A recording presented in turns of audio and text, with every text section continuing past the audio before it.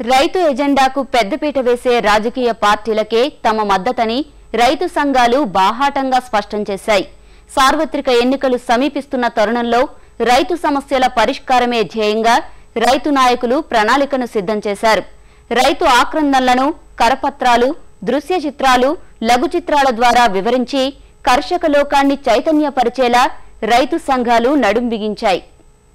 రాజకీయ పార్టీలు ప్రజలకు ఏం చేస్తాయో ఎజెండా రూపొందించి ప్రచారాలు చేస్తాయి.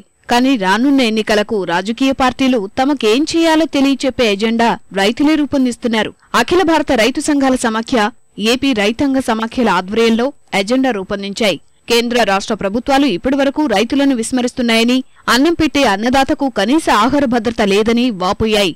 రాబోయే కొత్త ప్రభుత్వాలు ఇకపై రైతు కష్టాలను గుర్తించి పరిష్కరించేందుకు కృషి చేయాలని విజ్ఞప్తి చేయనున్నారు. తమ డిమాండ్లను రైతు ఎజెండా రూపంలో ఆయా పాలకవర్గాలకు నివేదించనున్నారు.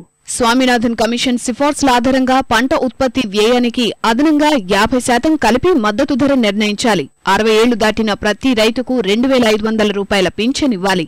రైతు సమాచారం కోసం ప్రభుత్వమే కిసాన్ టీవీ ఏర్పాటు చేయాలి. పంటలకు మార్కెట్లో మద్దతు ధర కరువైనప్పుడు స్థిరీకరణ నిధి ద్వారా ప్రకటిత మద్దతు ధర అందించాలి. రైతులకు కూలీల కొరత లేకుండా ఉపాధి హామీ పథకంలో మార్పులు చేయాలి. వ్యవసాయానికి నిరంతరం 9 గంటలు విద్యుత్ సరఫరా చేయాలని రైతు నాయకులు సూచించారు.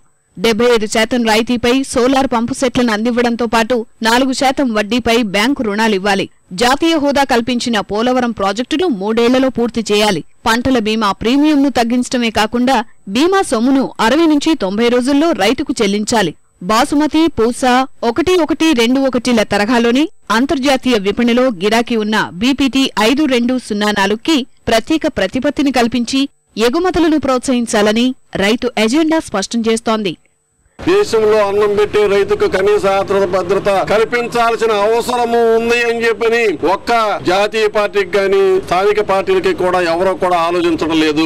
దేశంలో ప్రధానమంత్రి ఉన్నారు. ఆయన కార్పొరేట్ రంగానికి, లేకపోతే సంఘటిత వర్గాలకి, ఉద్యోగ వర్గాలకి, అనేక వర్గాలకి, లేకపోతే దేశ అంతర్జాతీయ సమస్యల గురించి పట్టించుకుంటారు.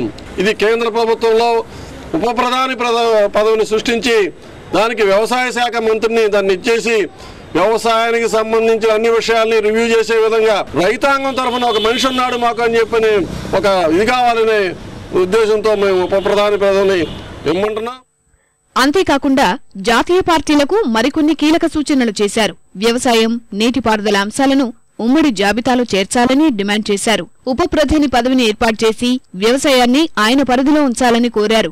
ఏడాదికి 3 సార్లు వ్యవసాయ సంబంధ ప్రత్యేక పార్లమెంటు సమావేశాలు నిర్వహించాలన్నారు. వ్యవసాయ ఉత్పత్తుల రవాణాపై ఆంక్షలు ఎత్తివేయడం సహా నిత్యావసర వస్తువుల చట్టాన్ని పంటలకు వర్తింప చేయకూడదని రైతు ఎజెండా డిమాండ్ చేస్తోంది. సుమారు 40-50 లక్షల ఎకరాలకి ఉపయోగపడే ఈ పోలవరం రిజర్వాయర్ ని దానికి ఒక రూపురేఖలు లేకోకుండా, ఆ బిల్లులో పెట్టకోకుండా, దానికి ఆ రిజర్వాయర్ పూర్తి చేయడానికి కావాల్సిన అందులో ఏమి ఏర్పాటు చేయకోకుండా బిల్లు పాస్ చేసి పారేశారు. స్వామినాథన్ కమిషన్ రిపోర్టు అమలు చేయాలి అనేది మా ప్రధానమైన డిమాండ్.